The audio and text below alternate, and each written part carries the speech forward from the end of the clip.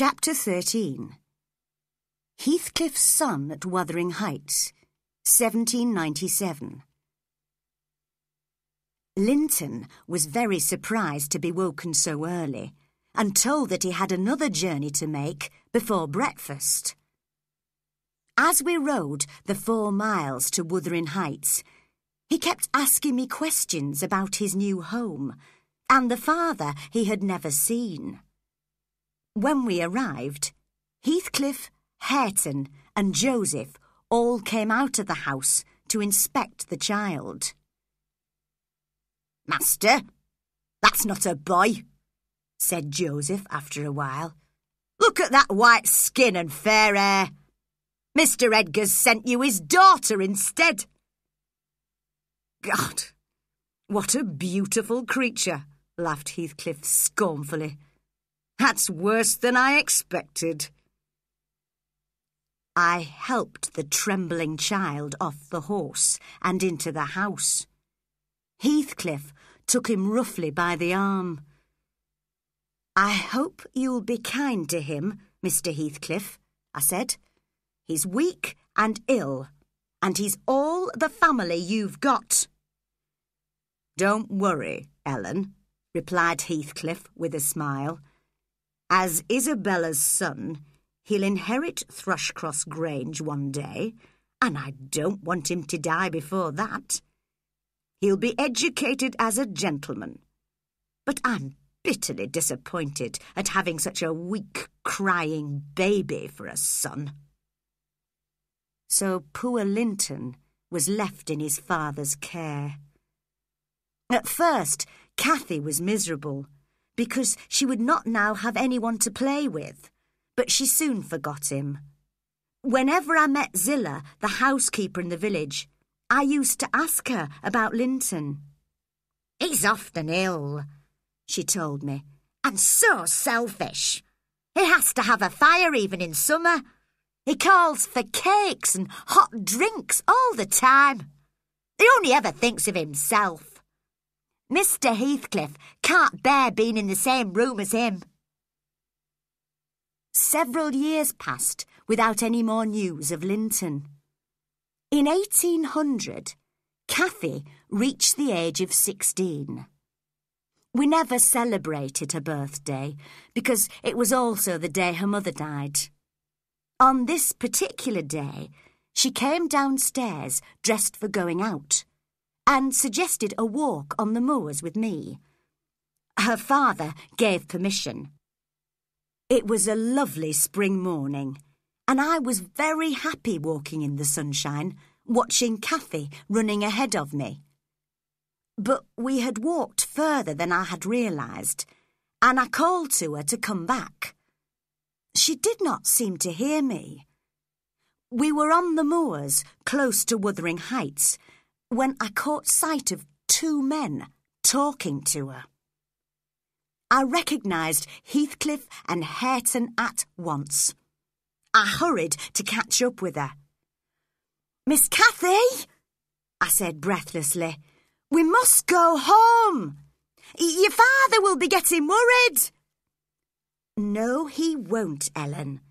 This gentleman wants me to go to his house and meet his son. He says we've already met, but I don't remember. Do you? Let's go, Ellen."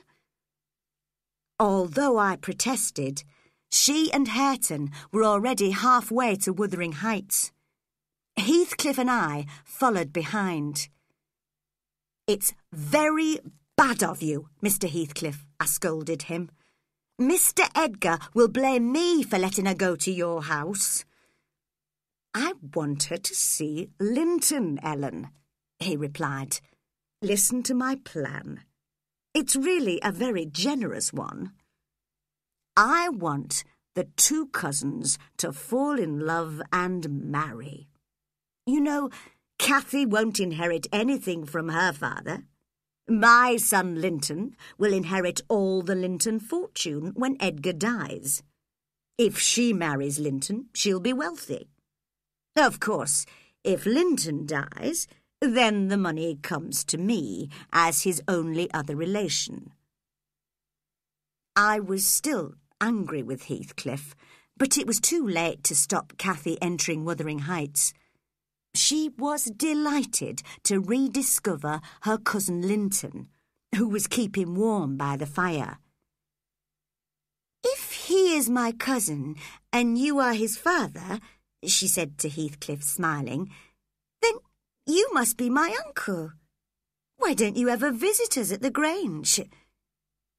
"I visited it once or twice too often before you were born," he said. "I must tell you that I quarrelled violently with your father once. He hates me, and if you tell him you want to come here, he'll forbid it."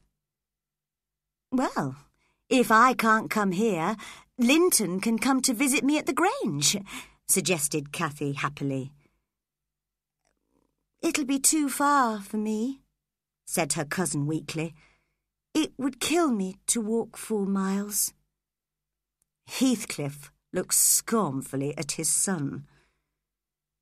"I don't think my plan will ever succeed, Ellen," he whispered to me. "Who would fall in love with a selfish baby like that?" He went to the kitchen door and called, "Hareton, come and take Miss Cathy round the farm." Cathy was eager to see the animals, and she and Hareton went out. As we watched them through the kitchen window, Heathcliff seemed to be thinking aloud. "I've taken my revenge on his father by making Hareton work for me. I treat him badly, as they used to do to me, and he suffers as I used to. He's intelligent and strong and handsome, but I've taught him to scorn those qualities. So now he's just an uneducated farm worker and knows nothing of the world. That's how he'll always be. And my son, he's stupid and weak and ill, but he's a gentleman, and he'll marry Cathy, and he'll be rich." Meanwhile, Linton had got up from his armchair and gone out to join Cathy and Hareton. Through the open window, I could hear the 2 younger ones laughing at Hareton's coarse way of speaking. I began to dislike Linton rather than pity him. When we arrived back at the Grange, Cathy told her father about the visit. He did not want to frighten her, and in my opinion, did not explain clearly enough why she should never communicate with Linton again. At the time, she seemed to accept her father's wish. During the next few weeks, however, I noticed Cathy's behaviour change. She was always writing on little pieces of paper, which she kept in a locked drawer in her room. And every morning she got up surprisingly early to go down to the kitchen. I suspected something, and one day I decided to break open a drawer. In it, I was horrified to find a whole pile of love letters from Linton.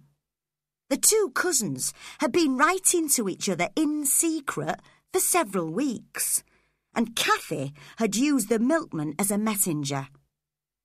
I told her at once that I knew her secret, and made her promise not to send or receive any more letters. We burnt Linton's letters together.